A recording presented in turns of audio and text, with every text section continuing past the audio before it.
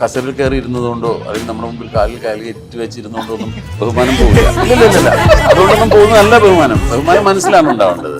ഒരു ശ്രീദേവിയുടെ ഉള്ളിൽ മറ്റൊരു നാഗവല്ലി ഉണ്ടായിരുന്നു. ശ്രീദേവി അമേരിക്കയിൽ എത്തിയതിനു ശേഷം മാത്രമാണ് സണ്ണി എന്ന അതികായനായ ഡോക്ടർക്ക് ഇത് മനസ്സിലാവുന്നത്. ഞാൻ ചെയ്യാത്തൊരു കുറ്റത്തിന് എന്നെ ശിക്ഷിച്ചിട്ടുണ്ട്, മറ്റുള്ളവരുടെ മുമ്പിൽ വെച്ച് എന്നെ അപമാനിച്ചിട്ടുണ്ട് ശിക്ഷ. അത് ഞാൻ ഇപ്പോഴും എനിക്ക് ഓർമ്മയുണ്ട്. അതെൻ്റെ മുറിവുകൾ പഴുക്കുകയുള്ളൂ. ചില പടങ്ങൾ എന്നൊക്കെ പറയുമ്പോൾ നമുക്കത്രയും മധുരമായിരിക്കില്ല. 4 പേരും നന്നാവണം, എന്നാലേ ആ സീൻ നന്നാവുള്ളൂ. ഒരു ആക്ടർ വേറൊരു ആക്ടറെ ഒരു മിസ്റ്റേക്ക് പറ്റിയതിൻ്റെ പേരിൽ വഴക്ക് പറയുകയോ അല്ലെങ്കിൽ ദേഷ്യപ്പെടുകയോ ഒന്നും ചെയ്യില്ല. കാണാതെ ചിലപ്പോൾ ഈ ആക്ടറോട് പറയും ഇവിടെ എടുത്തേക്കാന്ന്. അതാരും അറിയേയില്ല. ഞാനങ്ങ് മോശമാക്കിയാൽ എന്തൊരു മോശമായി പോകും. ഞാനല്ലേ ഏറ്റവും എക്സ്പീരിയൻസ് ഉള്ള ആളാണ്. അപ്പോൾ ഏറ്റവും ഞാനല്ലേ നന്നാക്കി ചെയ്യേണ്ടത്. പേടിയൊന്നുമില്ല അങ്ങനെ കാര്യത്തിലേക്ക്. അങ്ങനെ എന്നെ അങ്ങനെ ആർക്കും പേടിയൊന്നുമില്ല. ഞാനവിടെ എന്ന് സംശയിക്കാം, അങ്ങനെ ചോദിക്കാൻ തുടങ്ങി.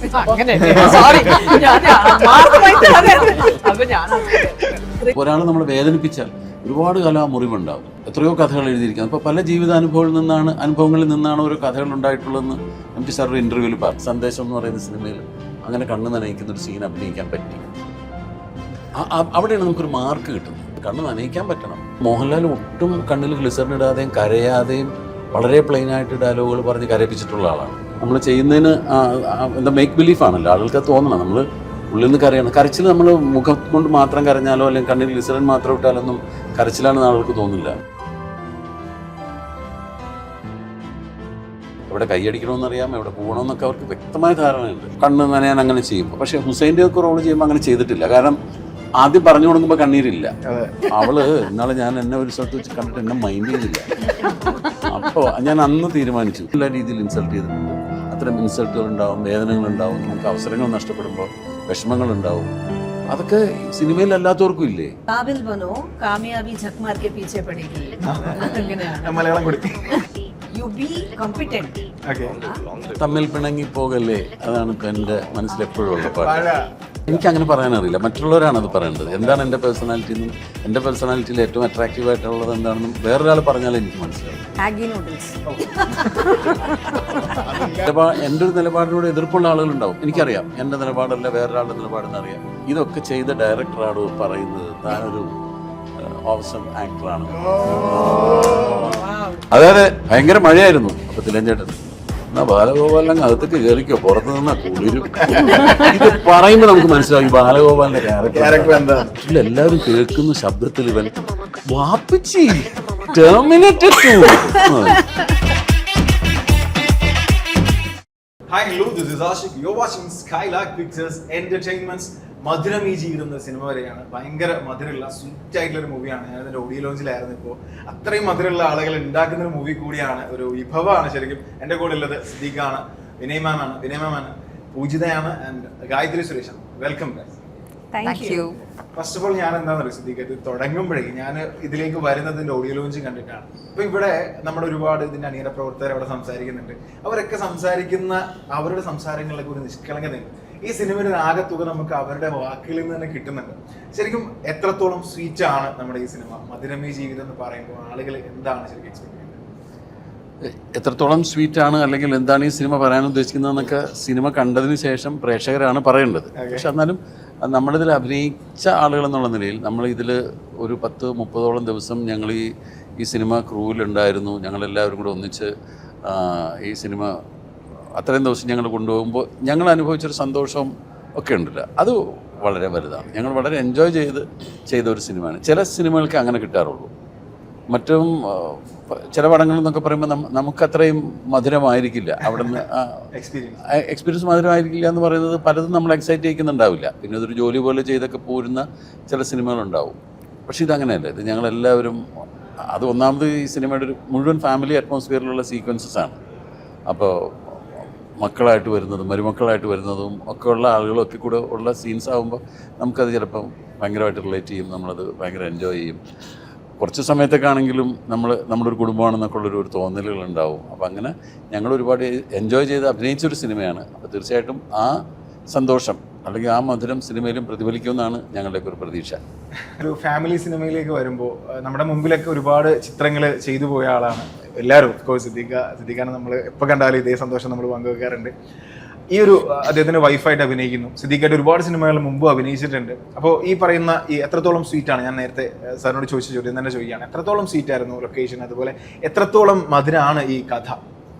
മധുരം എന്ന് പറയുന്നത് സ്വീറ്റ് മാത്രമല്ലല്ലോ, അല്ല, മധുരം എന്ന് പറയുന്നത് അതൊരു ഭാവമാണ്. ഗ്രേറ്റ്. ആ ഭാവത്തിന് ഞങ്ങൾ കണ്ടെത്തണം അല്ലേ, അതുണ്ടാവില്ല. ഞാൻ നേരത്തെ കഴിഞ്ഞൊരു ഇന്റർവ്യൂവിൽ ഞാൻ പറഞ്ഞിരുന്നു, ഒരു നല്ല എരിവുള്ള ഒരു കറി വേണമെങ്കിൽ അതിൽ ഒട്ടും മുളക് ചേർക്കാതിരുന്നാൽ അത് കൊള്ളാവില്ല, മുളക് വേണം. അപ്പോൾ ആ മധുരഭാവം കിട്ടുന്നു. മധുരം എന്ന് പറഞ്ഞാൽ സ്വീറ്റ് അല്ല, അവിടെ എരിവായിരിക്കും മധുരം. അങ്ങനെയാണ് ഞാൻ പറയുന്നത്. അതൊരു ലൈഫിന്റെ ഒരു ഭാവമാണ്.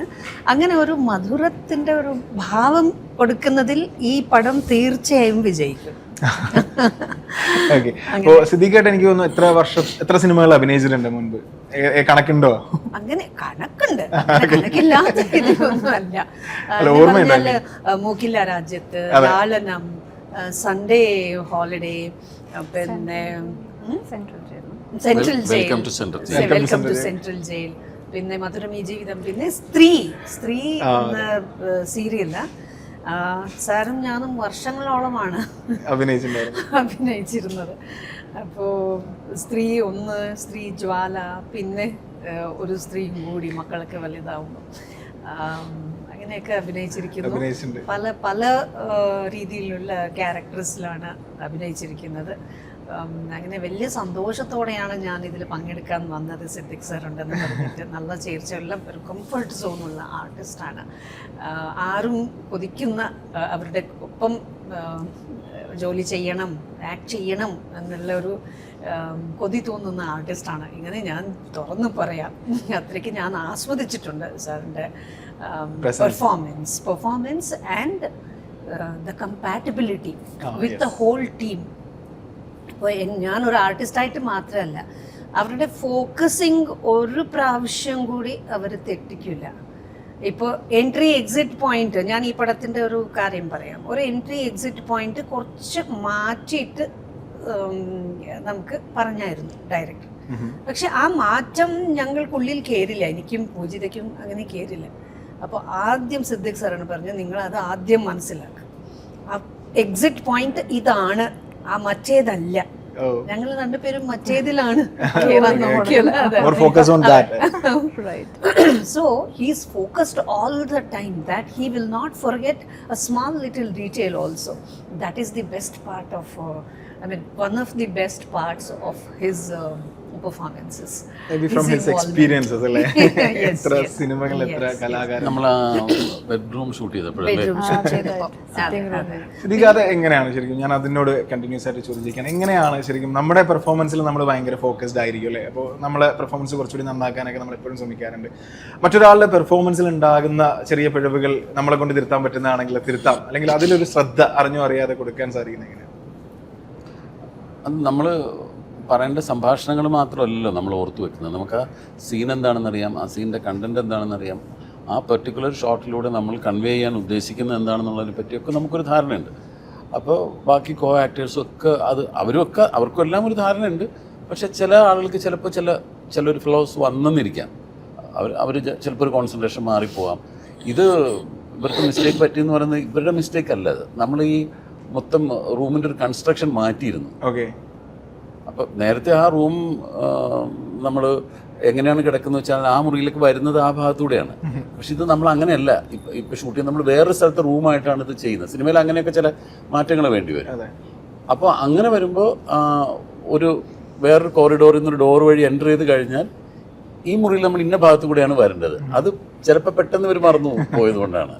പക്ഷേ എനിക്കതിങ്ങനെ കിടന്ന് അതിലൊരു ഓർമ്മ ഉണ്ടായിരുന്നു. ഞാൻ ഇപ്പോൾ നിങ്ങൾ അതിലെ പോലെ നിങ്ങൾ ഇതാണെന്ന് ഓർമ്മ വെച്ചോ എന്ന് പറഞ്ഞെന്നുള്ളത് മാത്രമേ ഉള്ളൂ. അത് പല കാര്യങ്ങളും എന്നെ പലരും കറക്റ്റ് ചെയ്ത് തന്നിട്ടുമുണ്ട്. അങ്ങനെ നമുക്കൊക്കെ പറ്റും. ചിലപ്പോൾ നമുക്ക് ചില മിസ്റ്റേക്ക് പറ്റും, വേറെ ആൾ കറക്റ്റ് ചെയ്ത് തരും. ഇത് എല്ലാവരും കൂടെ ഒന്നിച്ച് ഗ്രൂപ്പായിട്ട് ചെയ്യണം. ഞങ്ങൾ 4 പേരുടെ സീനിൽ അഭിനയിക്കുകയാണെങ്കിൽ 4 പേരും നന്നാവണം, എന്നാലേ ആ സീൻ നന്നാവുള്ളൂ. അപ്പോൾ ഒരാളുടെ ഭാഗത്ത് നിന്ന് എന്തെങ്കിലും ഒരു ചെറിയ മിസ്റ്റേക്ക് വന്നു കഴിഞ്ഞാൽ ഒരിക്കലും ഒരു ആക്ടർ വേറൊരു ആക്ടറെ ഒരു മിസ്റ്റേക്ക് പറ്റിയതിൻ്റെ പേരിൽ വഴക്ക് പറയുകയോ അല്ലെങ്കിൽ ദേഷ്യപ്പെടുകയോ ഒന്നും ചെയ്യില്ല. കാരണം ഈ ആക്ടർക്ക് അറിയാം അങ്ങനെ പറഞ്ഞാൽ ആ ആക്ടറുടെ മെയിൻ ഫ്യൂസ് അടിച്ചു പോകും. അതുകൊണ്ട് അങ്ങനെ പറയുന്നതുകൊണ്ട് ഒരു ഗുണവും കിട്ടില്ല, അയാളത് തകർന്നു പോവുകയുള്ളൂ. അപ്പം നമ്മളെപ്പോഴും എല്ലാവരെയും ഇങ്ങനെ ബൂസ്റ്റ് ചെയ്തെടുക്കാനേ നോക്കുള്ളൂ.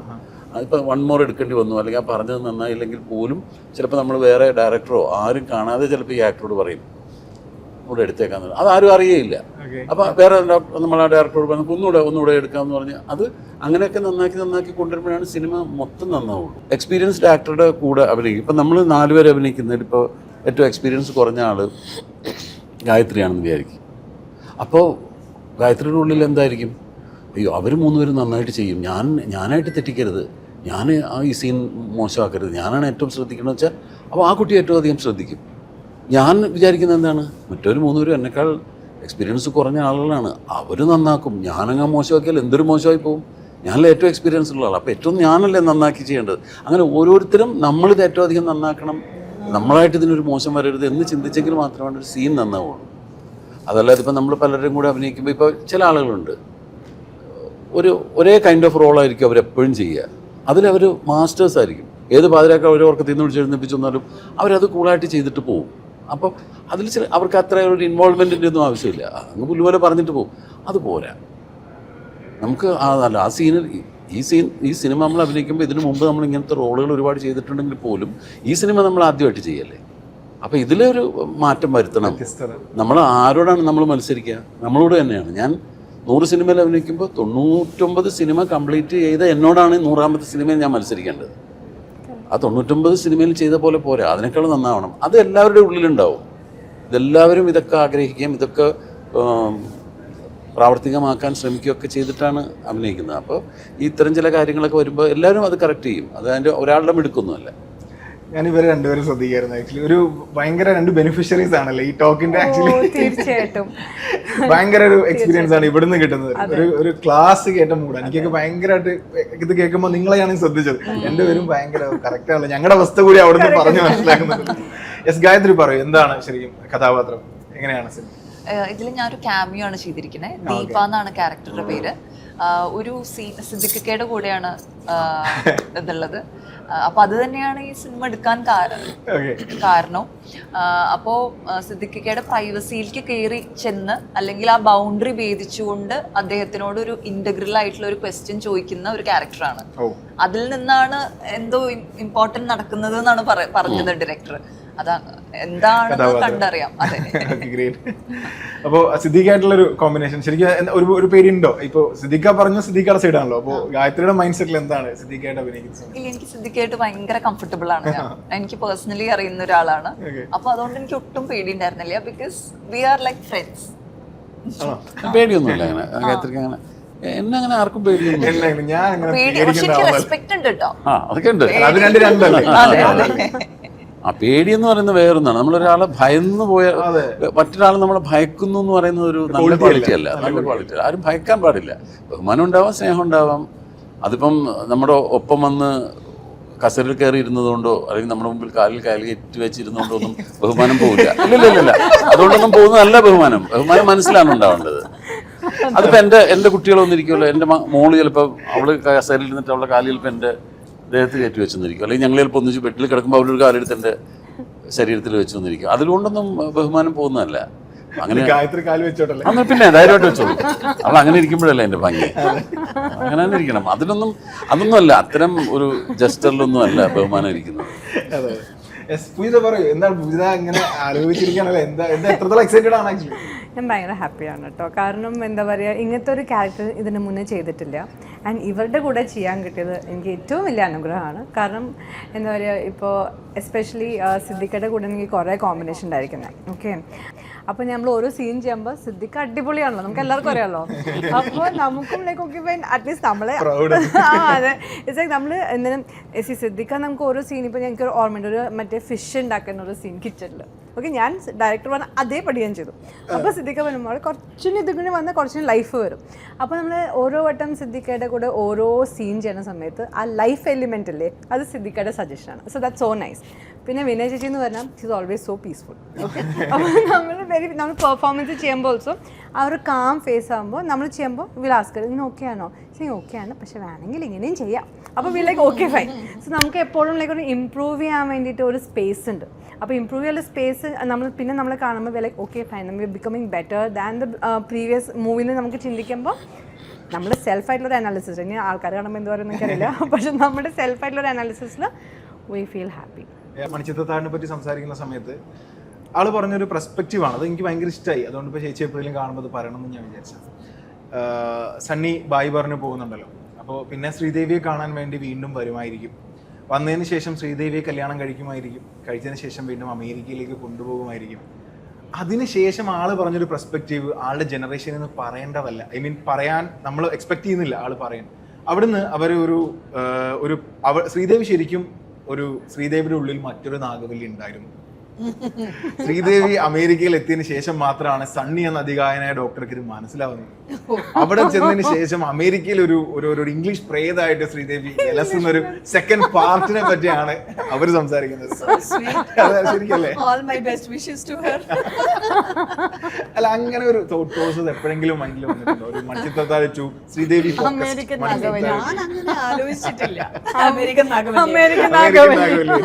ഞാൻ അങ്ങനെ ഒരിക്കലും ചിന്തിച്ചിട്ടില്ല. പക്ഷെ പലരും ഇതുപോലെ പറഞ്ഞിട്ടുണ്ട്. ഈ രണ്ടാം ഭാഗത്തിനെ കുറിച്ച് ഇങ്ങനെ ആയിരിക്കാം, അങ്ങനെ ആയിരിക്കാം, ഇങ്ങനെ ആയിരിക്കണം, അങ്ങനെ ആയിരിക്കണം, പല ഇമാജിനേഷൻസ് ആണ് ഉള്ളത്, പല ഇമാജിനേഷൻസ്. പിന്നെ കൊച്ചു കുട്ടികൾ പോലും ഇമാജിൻ ചെയ്യുന്നുണ്ട് ഇത്. പിന്നെ അല്ലാതെ നിങ്ങൾ റിയാലിറ്റി ഷോയിൽ കണ്ടാൽ കുറേ ഇംപ്രൂവൈസേഷൻസ് ആണ് രണ്ടാം ഭാഗത്തിനെ കുറിച്ച് വന്നിരിക്കുന്നത്. അതുമുണ്ട്, സ്കിറ്റ്സ് ഉണ്ടാക്കിയിട്ടുണ്ട്, സ്പൂഫ്സ് ഉണ്ട്, റീൽസ് ഉണ്ട്, എന്തൊക്കെയാണ് ഉള്ളത്. അതൊരു ഭാഗ്യമല്ലേ അങ്ങനെ ഒരു അവസരം കിട്ടിയത്, അതുപോലത്തെ ഒരു പടത്തിൽ പങ്കെടുക്കാൻ ഒരു അവസരം കിട്ടിയത് ഭയങ്കര വലിയ ഭാഗ്യമാണ്. ചേച്ചിയിലെ ഒരു നായിക അല്ലെങ്കിൽ ഒരു നടിയെ, അഭിനേത്രിയെ നമ്മൾ കുറച്ചുകൂടി എക്സ്പ്ലോർ ചെയ്യാൻ ആഗ്രഹിക്കുന്ന ഒരു പോർഷൻ നമുക്ക് മുമ്പ് നിങ്ങൾ ഒരുമിച്ച് തന്നിട്ടുണ്ട്. മുഗ്ഗലാ രാജ്യത്ത് പോലത്തെ സിനിമകൾ, അതായത് തമാശകളില്ലേ. അപ്പോൾ സുദീഖ ഉൾപ്പെടെ നമുക്ക് എല്ലാ റോളുകളും തന്നൊരു മനുഷ്യനാണ്.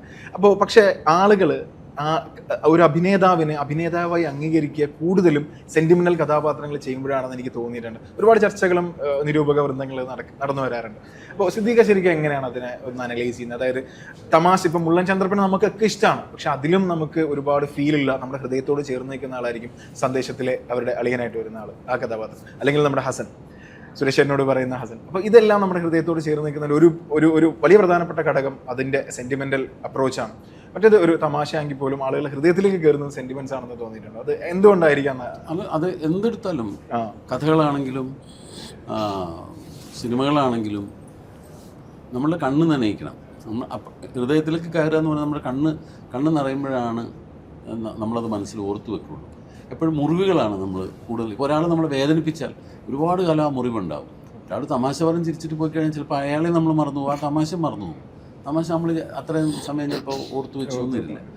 ഇപ്പം ഞാൻ MT സാറിനോട് അത് ചോദിച്ചിട്ടുണ്ട്. MT സാറ് എത്രയോ കഥകൾ എഴുതിയിരിക്കുന്നത്. അപ്പോൾ പല അനുഭവങ്ങളിൽ നിന്നാണ് ഓരോ കഥകൾ ഉണ്ടായിട്ടുള്ളതെന്ന് MT സാർ ഒരു ഇൻ്റർവ്യൂവിൽ പറഞ്ഞു. അപ്പോൾ ഞാൻ സാറിനോട് ചോദിച്ചു, സാറിൻ്റെ ജീവിതത്തിൽ ഒരുപാട് സന്തോഷങ്ങളും ഉണ്ടായിട്ടില്ലേ, പക്ഷേ ആ സന്തോഷങ്ങളിൽ നിന്ന് കഥകൾ ഉണ്ടായിട്ടില്ലേ എന്ന് ചോദിച്ചു. അപ്പോൾ പുള്ളി ഇങ്ങനെ കുറച്ച് നേരം ഇങ്ങനെ മിണ്ടായിരുന്നു. അപ്പോൾ ഞാൻ വിചാരിച്ചു, ഞാൻ ചോദിച്ചത് അബദ്ധമായോ?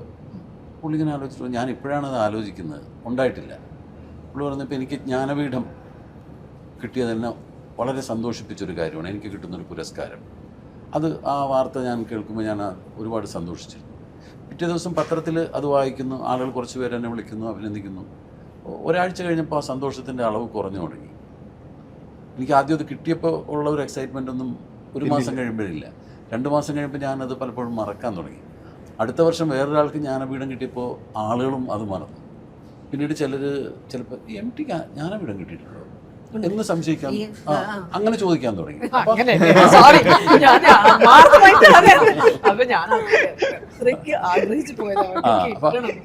കിട്ടിയിട്ടുണ്ടോ എന്ന് ചിലർ സംശയിക്കുന്ന പോലെ ആയി തുടങ്ങി. അപ്പോൾ അതാണ്, സന്തോഷങ്ങൾക്ക് അത്രേ ആയുസുള്ളൂ. അതേസമയത്ത് എനിക്ക് 4 വയസ്സുള്ളപ്പോൾ എൻ്റെ ഒരു കാരണവരെന്നെ, ഞാൻ ചെയ്യാത്തൊരു കുറ്റത്തിന് എന്നെ ശിക്ഷിച്ചിട്ടുണ്ട്, മറ്റുള്ളവരുടെ മുമ്പിൽ വെച്ച് എന്നെ അപമാനിച്ചിട്ടുണ്ട്. അത് ഞാൻ ഇപ്പോഴും എനിക്ക് ഓർമ്മയുണ്ട്. അതെൻ്റെ മുറിവുകൾ പഴുക്കുകയുള്ളൂ, ഉണങ്ങില്ല എളുപ്പം. അപ്പോൾ അതിങ്ങനെ എപ്പോഴും വേദനിപ്പിച്ചുകൊണ്ടിരിക്കും. അങ്ങനെ ആ വേദനയിൽ നിന്നും എഴുതുന്ന ഓരോ കഥകളൊക്കെയാണ് നമ്മളെപ്പോഴും ഓർക്കുക. നമ്മളിപ്പോൾ പലരും പറയുന്ന തമാശ കഥകൾ ഒരുപാട്, അല്ലെങ്കിൽ തമാശ സിനിമകൾ നമ്മൾ വീണ്ടും കാണും, നമ്മൾ ആ തമാശകൾ ഓർത്തിച്ചിരിക്കും. ഇപ്പോൾ ഒരു സിനിമ നമ്മൾ ത്രൂ ഔട്ട് ഹ്യൂമറുള്ളൊരു സിനിമ കണ്ടു, നമ്മൾ തിയേറ്ററിൽ ഇരുന്ന് ചിരിക്കും. സിനിമ കഴിഞ്ഞ് പുറത്തേക്ക് ഇറങ്ങിയിട്ട് നമ്മൾ അയ്യോ അതിനകത്ത് മറ്റേ തമാശ മറന്നുപോയി, കുറേ ഉണ്ടായിരുന്നു തമാശകൾ, എന്തോ ഇപ്പം പറയാൻ കിട്ടുന്നില്ല, പലതും നമ്മൾ മറന്നു പോകും. വീണ്ടും സിനിമ കാണുമ്പോൾ നമ്മൾ ചിരിക്കും. പക്ഷെ ഒറ്റ സീൻ ഉണ്ടായാൽ മതി, ഒന്ന് കണ്ണ് നനയ്ക്കുന്നത്, മറക്കുകയില്ല നമ്മൾ. ആ സീനിൽ വന്നിട്ട് അയാൾ തകർത്തു കേട്ടോ എന്ന് പറയും. അത് മനുഷ്യൻ്റെ ഉള്ളിലേക്ക് കയറുന്നതാണ്. ഭാഗ്യത്തിന് ഞാൻ സിനിമയിൽ വന്ന് വളരെ കുറച്ച് നാളുകൾക്കുള്ളിൽ തന്നെ സന്ദേശം എന്ന് പറയുന്ന സിനിമയിൽ അങ്ങനെ കണ്ണ് നനയിക്കുന്നൊരു സീൻ അഭിനയിക്കാൻ പറ്റി. അവിടെയാണ് നമുക്കൊരു മാർക്ക് കിട്ടുന്നത്. അവിടെയാണ് നമ്മൾ ഇയാളൊരു ആക്ടറാണ് എന്ന് തോന്നുന്നത്. അല്ലാതെ ബാക്കി എന്ത് ആക്ഷൻ കാണിച്ചാലും, എന്ത് കോമഡി കാണിച്ചാലും, അല്ലെങ്കിൽ വേറെ എന്തൊക്കെ രീതിയിലുള്ള സീൻസ് അഭിനയിച്ചാലും, ഒരു സീനിലൊന്ന് കണ്ണ് നനയിച്ചാൽ അപ്പോൾ കിട്ടും ഒരു മാർക്ക്. ഇയാൾ കൊള്ളാമെന്ന് പറയും. അതിന് ആ ഇമോഷണൽ സീക്വൻസസ് തന്നെയാണ്. അത് കണ്ണ് നനയിക്കാൻ പറ്റണം.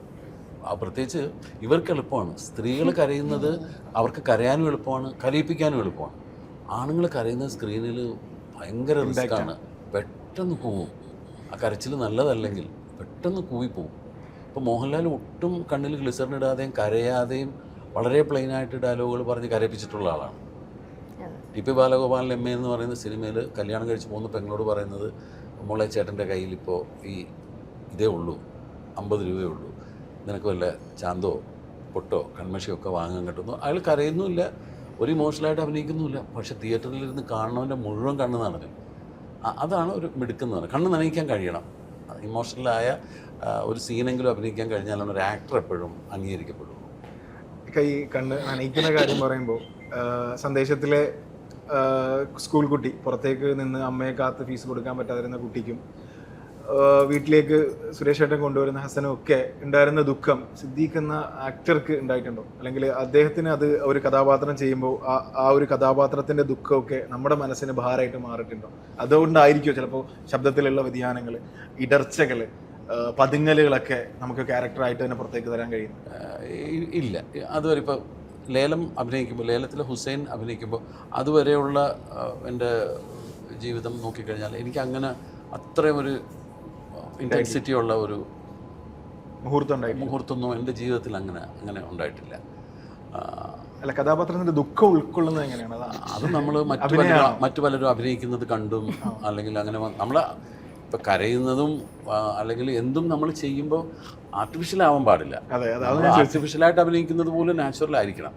നമ്മൾ ചെയ്യുന്നതിന് എന്താ മേക്ക് ബിലീഫാണല്ലോ, ആളുകൾക്ക് അത് തോന്നണം. നമ്മൾ ഉള്ളിൽ നിന്ന് കരയണം. കരച്ചിൽ നമ്മൾ മുഖം കൊണ്ട് മാത്രം കരഞ്ഞാലോ അല്ലെങ്കിൽ കണ്ണിൽ ഗ്ലിസറിൻ മാത്രം ഇട്ടാലൊന്നും കരച്ചിലാണെന്ന് ആൾക്ക് തോന്നില്ല.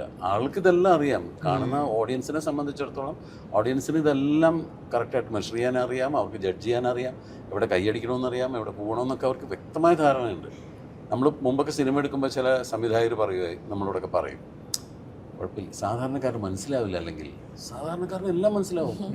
ആരൊക്കെയായി വന്നിരിക്കുന്നത് അല്ലേ? ജഡ്ജ് മുതൽ കളക്ടർ മുതൽ ഡോക്ടർ മുതൽ സൈക്കോളജിസ്റ്റും എല്ലാവരും ഇരിക്കുന്നുണ്ട് നമ്മുടെ മുമ്പിൽ. അവരുടെ മുമ്പിലാണ് വന്നിട്ട് നമ്മൾ ഈ അഭ്യാസങ്ങൾ കാണിക്കുന്നത്. അപ്പോൾ അവരെയൊക്കെ ഇമ്പ്രസ് ചെയ്യിക്കണം എന്നുണ്ടെങ്കിൽ അത് അവരുടെ ഉള്ളിൽ കയറുന്ന രീതിയിൽ തന്നെ ചെയ്യണം. അത് നമ്മൾ കരയുമ്പോൾ നമ്മൾ സങ്കടം വന്ന് കരയാണെന്നുള്ളത് ആക്ച്വലി സങ്കടം വരും കേട്ടോ. സങ്കടം വന്ന് തന്നെയാണ് കരയുന്നത്. നമ്മളിപ്പോൾ ഗ്ലിസറിൻ ഇടുന്നത് കുറച്ചും കൂടെ ഒരു വിസിബിലിറ്റി കിട്ടാൻ വേണ്ടി ചിലപ്പം കണ്ണ് നനയാൻ അങ്ങനെ ചെയ്യും. പക്ഷേ ഹുസൈൻ്റെ ഒക്കെ റോള് ചെയ്യുമ്പോൾ അങ്ങനെ ചെയ്തിട്ടില്ല. കാരണം ആദ്യം പറഞ്ഞു കൊടുക്കുമ്പോൾ കണ്ണീരില്ല, പറഞ്ഞു വന്ന് കരഞ്ഞു പോകുന്നതാണ്.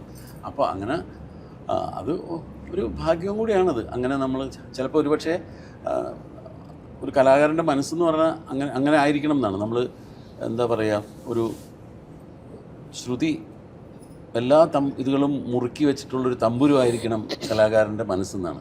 ഒരു കാറ്റടിച്ചാൽ പോലും അതിൽ നിന്നൊരു നാദം വരണം. അത്ര ശ്രുതി മുറുക്കി വെച്ച് റെഡിയായിരിക്കണം എന്നാണ്. അപ്പോൾ ഒരു സംവിധായകൻ വന്ന് നമ്മളോട് ഒരു സിറ്റുവേഷൻ പറഞ്ഞു തരിക, അല്ലെങ്കിൽ ഒരു റൈറ്റർ സീൻ വായിച്ചു തരുമ്പോഴേ നമ്മുടെ ഉള്ളിൽ ഇത് കയറി തുടങ്ങും. ഞാൻ സന്ദേശം തന്നെ അഭിനയിക്കുന്ന സമയത്ത് മാധുവിനെ എനിക്ക് കല്യാണം കഴിച്ച് തന്നിട്ട് തിലകൻ രജിസ്റ്റർ ഓഫീസിൻ്റെ മുമ്പിൽ നിന്ന് പറയുന്നുണ്ട്, ഇങ്ങനെയൊന്നും അല്ല നിങ്ങളുടെ കല്യാണം നടത്തണമെന്ന് വിചാരിച്ചു. ഈ സീൻ വായിക്കുമ്പോൾ തൊട്ട് തിലകൻ ഇങ്ങനെ കണ്ണ് തുടയ്ക്കുന്നുണ്ട്. കണ്ണ് തുടച്ച് കളഞ്ഞിട്ടാണ് തിലകൻ അഭിനയിക്കാൻ റെഡി എന്നൊക്കെ പറയുന്നത്. അപ്പോഴേ അങ്ങനെ ഉള്ളിൽ കയറി ഇത് പ്രവർത്തിച്ചു തുടങ്ങി. അങ്ങനെയാണ് അത് നമുക്ക് ശരിയാതെ ഒരു കലാകാരൻ അത് എക്സ്പ്രസ് ചെയ്യാൻ സാധിക്കുള്ളൂ. എനിക്ക് ഇങ്ങനെയൊക്കെ പറയാനറിയുള്ളൂ. എനിക്കൊരു എക്സ്പീരിയൻസ് ഉണ്ട്. ആകാശദൂത് എന്ന് പറയുന്ന ഒരു പടമുണ്ടായിരുന്നു. അത് കന്നഡയിൽ ഞാനാണ് ചെയ്തത്. അത് 100 ദിവസം ഓടി, 125 ഡേയ്സ് സിൽവർ ജൂബിലി. അപ്പോൾ അതിൽ 100 ഡേയ്സ് 125 ഡേയ്സ് ആകുമ്പോൾ അതിൻ്റെ സെലിബ്രേഷൻ അല്ല, ആ ദിവസം തിയേറ്ററിൽ വെച്ച് ഹാൻഡ് കർച്ചീഫാണ് എല്ലാവർക്കും കൊടുത്തിരുന്നത് തുടയ്ക്കാൻ. അപ്പോൾ എല്ലാവരും പറയാൻ തുടങ്ങി ബെഡ്ഷീറ്റാണ് വേണ്ടത്, അല്ലെങ്കിൽ ടവലെങ്കിലും വേണം. സച്ച് മൂവി ഞാൻ കഴിഞ്ഞ ദിവസം അതിന്റെ ഒരു റീല് കണ്ടു ആകാശദൂതന്റെ. നമുക്ക് ചെയ്യുമ്പോൾ എനിക്ക് എൻ്റെ ആക്ടിങ്ങിലാണ് ഇൻവോൾവ്മെന്റ്, അപ്പോൾ ഞാൻ അതിലുണ്ടായിരുന്നു. മൊത്തത്തിൽ പടം കാണുമ്പോഴാണ് അതിന്റെ സ്റ്റോറി ബിൽഡ് ചെയ്തേക്കുന്ന വിധവും അതിന്റെ ഒരു ഗായത്രി ഒരുപാട് ഞാൻ എപ്പോഴും ഗായത്രി കാണുമ്പോൾ ചോദിക്കണം എന്ന് വിചാരിച്ചു. സോറി, എന്താണെന്നറിയാം, ഈ നമുക്ക് ഒരുപാട് കല്ലേറുകൾ പല സൈഡിൽ നിന്ന് കിട്ടിയിട്ടുണ്ട്. പല പോർഷൻസിലെ ആളുകൾ നമ്മൾ പറഞ്ഞ കാര്യങ്ങളെ പല രീതിയിൽ നറേറ്റ് ചെയ്യും, പല രീതിയിൽ വ്യാഖ്യാനിക്കുകയും ചെയ്തിട്ടുണ്ട്.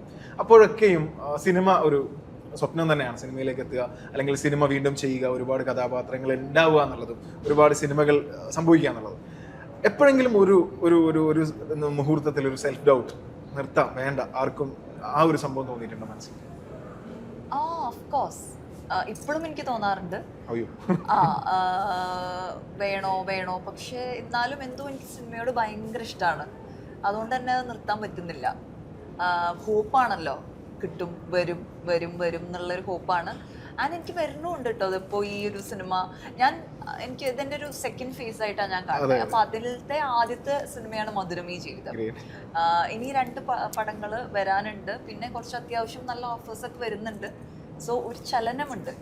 അപ്പോൾ വീണ്ടും എനിക്ക് ഹോപ്പാണ്. ഓക്കെ, പക്ഷെ അത് മാത്രമല്ല, നമ്മൾ എന്തെങ്കിലും അതിൻ്റെ കൂടെ തന്നെ വേറെ എന്തെങ്കിലും ബിസിനസ്സോ, അതിപ്പോൾ എല്ലാ ആക്ടേഴ്സിനും ഉണ്ട് അല്ലേ? എനിക്കൊന്നുമില്ല.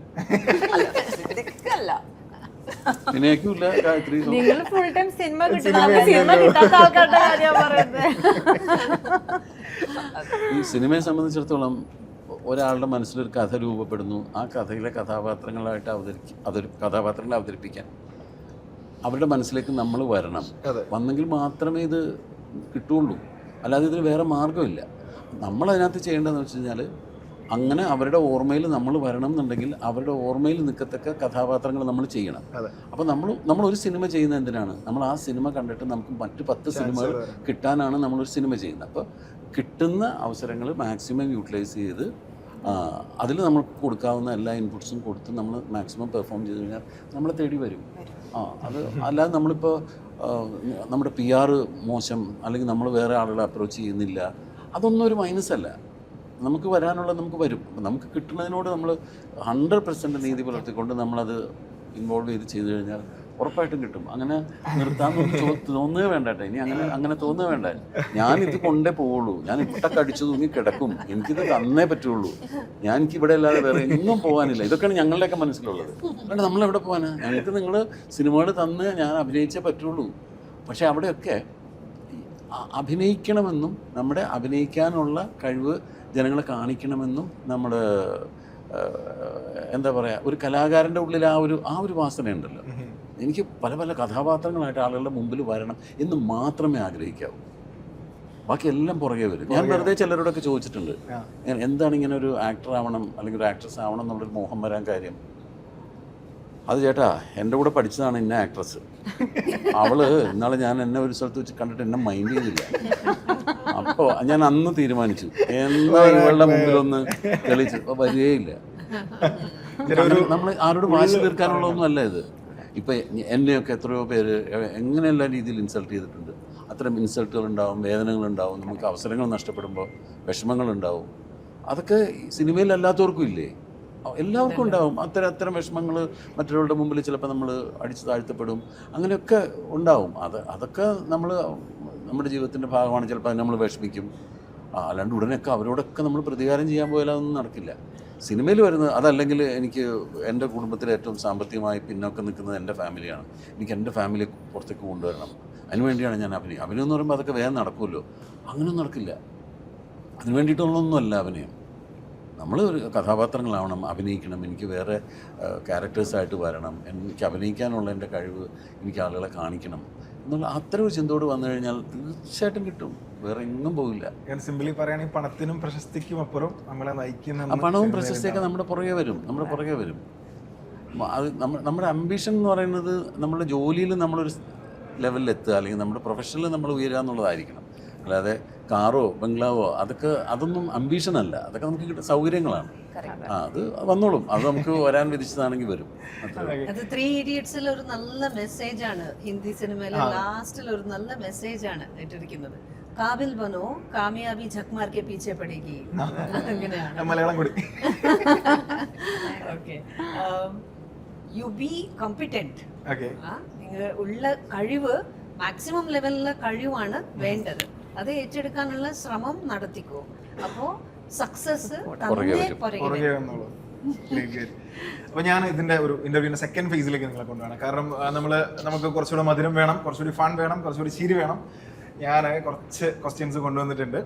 അപ്പൊ ഞാൻ ചോദിക്കാൻ നമുക്ക് പെട്ടെന്ന് ആൻസർ ചെയ്ത് പോവാം. അപ്പൊ ഫസ്റ്റ് പൂജിത, നിങ്ങൾക്ക് സമാധാനം എന്ന് പറയാൻ പറ്റുന്ന ദിസ് ഇസ് പീസ് എന്ന് പറയുന്ന ഒരു സോങ് എന്താണ്? ഒരുപാട് ആലോചിക്കും, പെട്ടെന്ന് പറയാം. ഒരു പാട്ട്, തുടരുമത്തെ പാട്ടില്ലേ? ഏതാ? എനിക്ക് കിട്ടുന്നില്ല. അല്ലല്ല, എടാ മറ്റേ പാട്ട് എനിക്ക് കിട്ടും പെട്ടെന്ന്. മാമിന് ഏതാണ് അങ്ങനെ ഒരു സോങ് പറയാണെങ്കിൽ? കൊറേ ഉണ്ട്, പാട്ട് എങ്ങനെ പറയാം. ആരോ വിരൽ മീറ്റി ഭയങ്കര ഇഷ്ടമാണ്. പിന്നെ അത് പാടുകയും ചെയ്യും, നന്നായിട്ട് പാടുന്നു. ഇപ്പൊ പറ്റുന്നില്ല. വേണ്ട. എനിക്കിപ്പോ തമ്മിൽ പിണങ്ങി പോകല്ലേ, അതാണ് ഇപ്പൊ എന്റെ മനസ്സിലെപ്പോഴും ഉള്ള പാട്ട്. വാഴയില പാട്ട് കണ്ടു. ഓ, സൂപ്പർ സിനിമയാണ്. എന്താണ് അങ്ങനെ മോട്ടിവേഷൻ തന്നെ. Okay, what part of your personality do you like the most? നിങ്ങളുടെ വ്യക്തിത്വത്തിൽ നിങ്ങൾക്ക് ഏറ്റവും ഇഷ്ടപ്പെട്ട ഒരു ക്വാളിറ്റി എന്താണ്? Open minded. ഓപ്പൺ മൈൻഡ് ആണ്. എനിക്ക് അങ്ങനെ പറയാനറിയില്ല, മറ്റുള്ളവരാണ് അത് പറയേണ്ടത്. എന്താണ് എൻ്റെ പേഴ്സണാലിറ്റി എന്നും എൻ്റെ പേഴ്സണാലിറ്റിയിൽ ഏറ്റവും അട്രാക്റ്റീവ് ആയിട്ടുള്ളത് എന്താണെന്നും വേറൊരാൾ പറഞ്ഞാൽ എനിക്ക് മനസ്സിലാവും. അപ്പോൾ എങ്ങനെയാണ്? Piece in the heart. Acceptance of reality. Acceptance of the reality. ഈ സിറ്റുവേഷനിൽ അക്സെപ്റ്റ് ചെയ്ത് മുന്നോട്ട് പോകും. വലിയ ടെൻഷൻ ഒന്നും ഉണ്ടാവില്ല. ടെൻഷൻ ഉണ്ട്, പക്ഷെ അത് അക്സെപ്റ്റ് ചെയ്യും. Okay, fine. ഏറ്റവും നന്നായി ഞാൻ ഉണ്ടാക്കുന്ന ഫുഡ് ഡാഷ് ആണ്. Maggi noodles.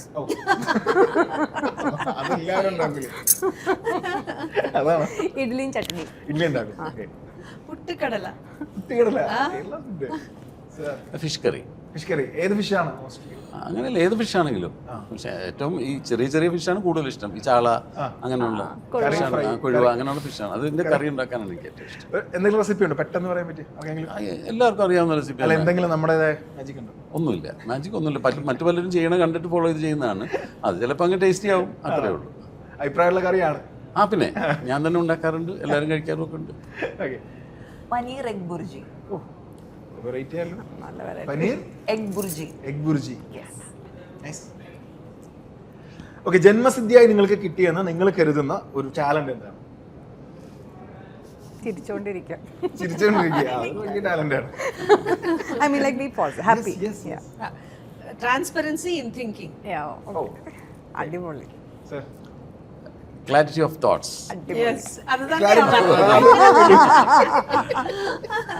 ശരിക്കും തോട്ട്സിന് ക്ലാരിറ്റി എപ്പോഴും ഉണ്ടാവാറുണ്ട്. ഒരു ഡിസിഷൻ മേക്കിംഗ് എളുപ്പമായിരിക്കും അല്ലേ? അപ്പോൾ ഡിസിഷൻ, ഒരു തീരുമാനം എടുക്കൽ എളുപ്പമാണോ? എളുപ്പം എന്ന് പറയാൻ പറ്റില്ല, അതിന് പ്രോസസ് ഉണ്ടാവും, അതിനൊരു ക്ലാരിറ്റി ഉണ്ടാവും. അതുകൊണ്ടാണ് നമുക്ക് എപ്പോഴും അഭിപ്രായങ്ങൾ ഉണ്ടാകുന്നത്, അല്ല നിലപാടുകൾ ഉണ്ടാകുന്നത്. എൻ്റെ ഒരു നിലപാടിനോട് എതിർപ്പുള്ള ആളുകളുണ്ടാവും. എനിക്കറിയാം എൻ്റെ നിലപാടല്ല വേറൊരാളുടെ നിലപാടെന്ന് അറിയാം. നിലപാടിനോട് എതിർപ്പുണ്ടാവും. പക്ഷേ അങ്ങനെ ഒരു എതിർപ്പുണ്ടാകുമ്പോൾ പോലും അയാൾക്ക് എന്നോട് ഒരു നിലപാടുള്ള ആളെന്നുള്ളൊരു റെസ്പെക്റ്റ് ഉണ്ടാവുമെന്ന് തന്നെയാണ് എൻ്റെ പ്രതീക്ഷ. അപ്പോൾ അതിന് എൻ്റെ ഒരു തോട്ട്സിനൊരു ക്ലാരിറ്റി ഉണ്ടാവും. എനിക്ക് അതിൻ്റേതായ ഒരു ന്യായം പറയാനും ഉണ്ടാവും. അത് തെറ്റാണെന്ന് വേറെ ആൾക്ക് തോന്നിയാൽ പോലും ഞാൻ അതിനകത്ത് കണ്ടെത്തിയ ശരി എന്താണെന്ന് എനിക്ക് വ്യക്തമായിട്ട് പറയാൻ പറ്റും. അതല്ലാതെ അങ്ങോട്ടും ഇങ്ങോട്ടും ഞാൻ അങ്ങനെ ഒരു വേറെ അതുണ്ടാവില്ല. People management. Most beautiful compliment you got? നിങ്ങൾക്ക് കിട്ടിയ ഏറ്റവും ബെസ്റ്റ് അഭിനന്ദനം എവിടെ നിന്നാണ്, ആരുടെ ഭാഗത്തു നിന്നാണ്? എന്നോട് എൻ്റെ ക്ലോസസ്റ്റ് വൺ സംസാരിക്കുമ്പോൾ ദേ ഫീൽ ഹോം. അതാരാ പറഞ്ഞത്? എൻ്റെ മോസ്റ്റ് ഓഫ് മൈ എല്ലാവരും പറയാറ്. Close friends. Calm and composed. Okay, അതാരാണ്? ആരാ പറയാത്തത്?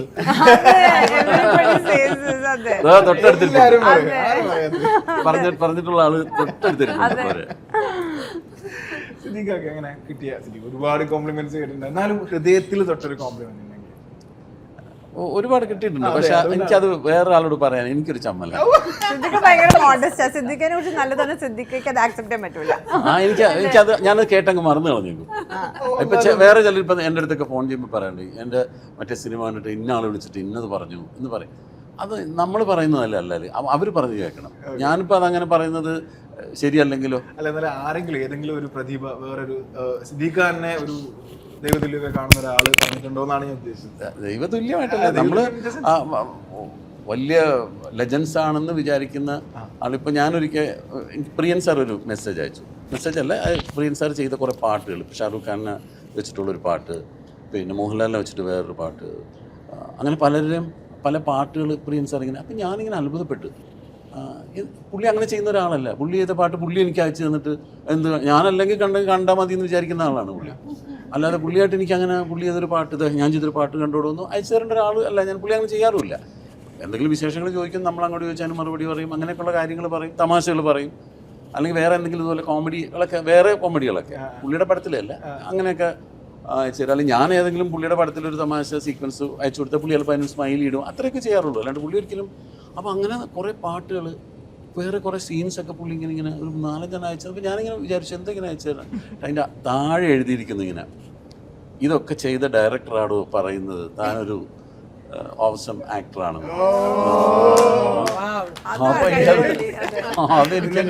ഒന്നുമില്ല, ഞാനൊന്ന് ചുഴഞ്ഞു ചോദിച്ചപ്പോഴാണ് എനിക്കത് കിട്ടിയത്. അല്ല, അപ്പം അത് അങ്ങനെയൊക്കെ കാണുമ്പോൾ എനിക്കത് ഇപ്പോഴും പറയുന്നത് ഇഷ്ടമല്ല. ഞാനത് നമ്മളല്ലാതെ പറയേണ്ടത്. പ്രിയൻ സാർ വേറൊരാളോട് പറയുമ്പോഴാണ് അതിന് മധുരമുള്ളൂ.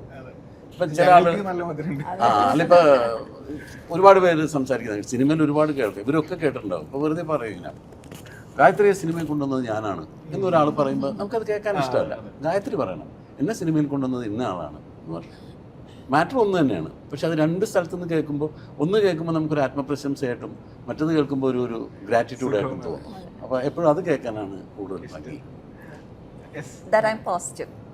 അതാണ് എല്ലാവരും പറയുന്നത്. അങ്ങനെ തന്നെ ഇരിക്കട്ടെ എപ്പോഴും. എന്നിട്ടാണ് ഇടയ്ക്ക് നിർത്താൻ തോന്നുന്നു പറഞ്ഞു. അല്ല, തോന്നിയിരുന്നു. ഇനി അങ്ങനെ തോന്നുന്നു. ഇനി അങ്ങനെ തോന്നി. ഉറപ്പല്ലേ? ഉറപ്പ്. ഓക്കെ, ഒരു 2 മലയാളം സിനിമകൾ എനിക്ക് പറഞ്ഞു തരണം. അത് എന്തുകൊണ്ടാണ് ആ സിനിമ നിങ്ങൾ സജസ്റ്റ് ചെയ്യാൻ കാരണം എന്ന് പറയും. പെട്ടെന്ന് പറഞ്ഞു. എന്താ 2 മലയാളം സിനിമകൾ സജസ്റ്റ് ചെയ്യണം. Then why you suggest those movies? Okay. I love Manichitrathazhu, all time favourite. പിന്നെ അതിലത്തെ ഡെഫിനറ്റ്ലി എല്ലാവരുടെയും പെർഫോമൻസും ആ ഒരു കംപ്ലീറ്റ് സ്റ്റോറി എൻജോയ് ചെയ്യണം. പിന്നെ ചിത്രം ചിത്രം എല്ലാവർക്കും ഇഷ്ടമല്ല, വളരെ സോ നൈസ്. എത്ര കണ്ടാലും നമുക്ക് മടുക്കില്ല. പഞ്ചാബി ഹൗസ് സ്ക്രീൻ പ്ലേ ഭയങ്കര നല്ല സ്ക്രീൻ പ്ലേ ആണ്. പിന്നെ മല്ലപ്പുറം ഹാജി മഹാനായ ഭയങ്കര സ്ക്രീൻ പ്ലേ ആണ്.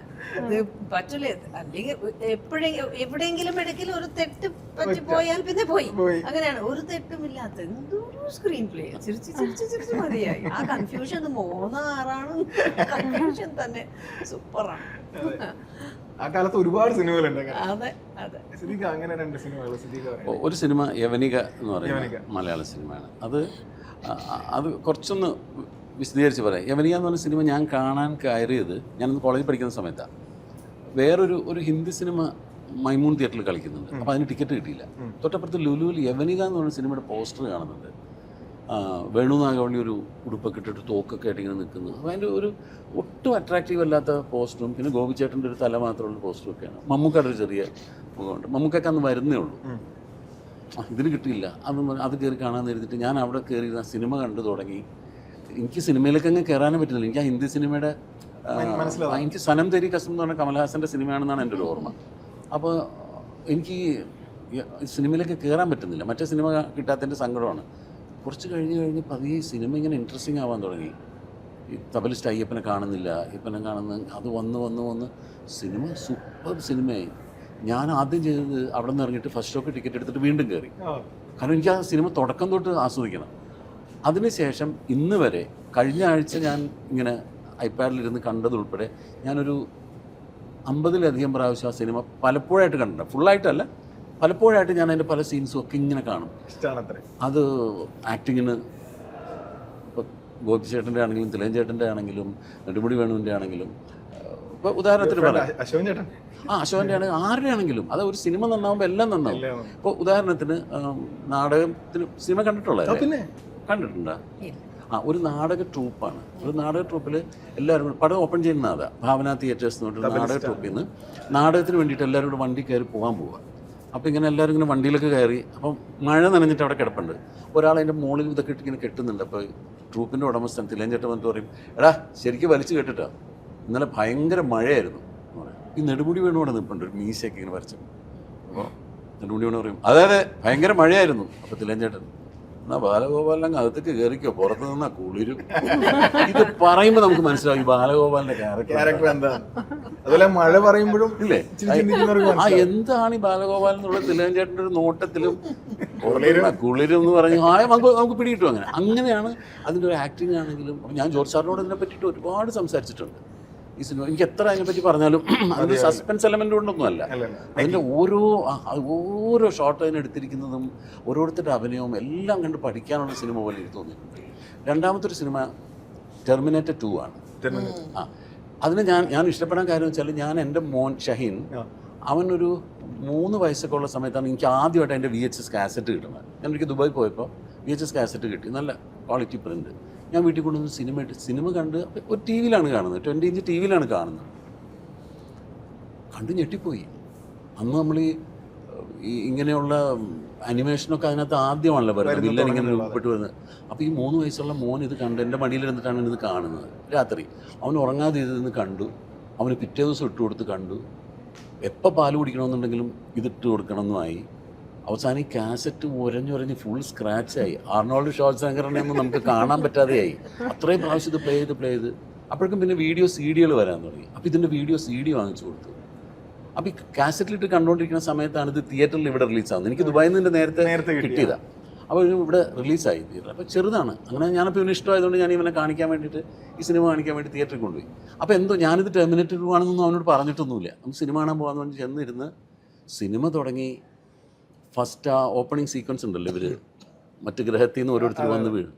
തിയേറ്ററിൽ എല്ലാവരും കേൾക്കുന്ന ശബ്ദത്തിൽ ഇവൻ വാപ്പിച്ചി ടെർമിനേറ്റർ 2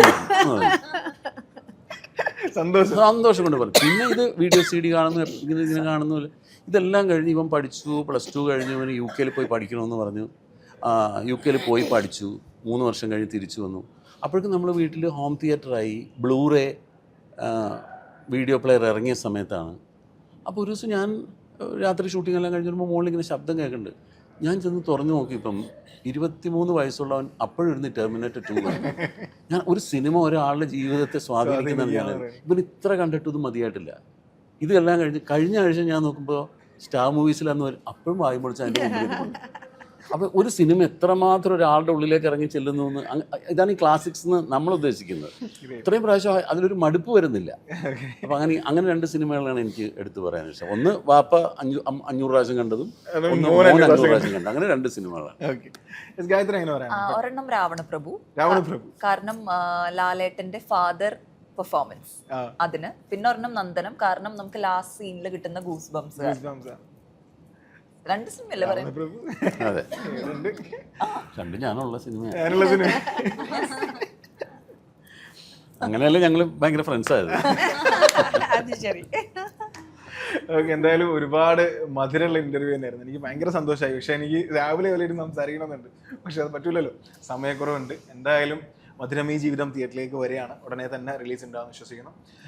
എല്ലാ ആളുകളും ഓൾ ദി വെരി ബെസ്റ്റ്. ഇതൊരു കുഞ്ഞു സിനിമയാണെങ്കിൽ കൂടി ആ സിനിമ ഒരു വലിയ വിജയമാവട്ടെ എന്നുള്ള ആത്മാർത്ഥമായ പ്രാർത്ഥനയും പ്രതീക്ഷയും പങ്കുവെക്കുകയാണ്. Thank you so much for this wonderful time. Thank you. All the best. Thank you.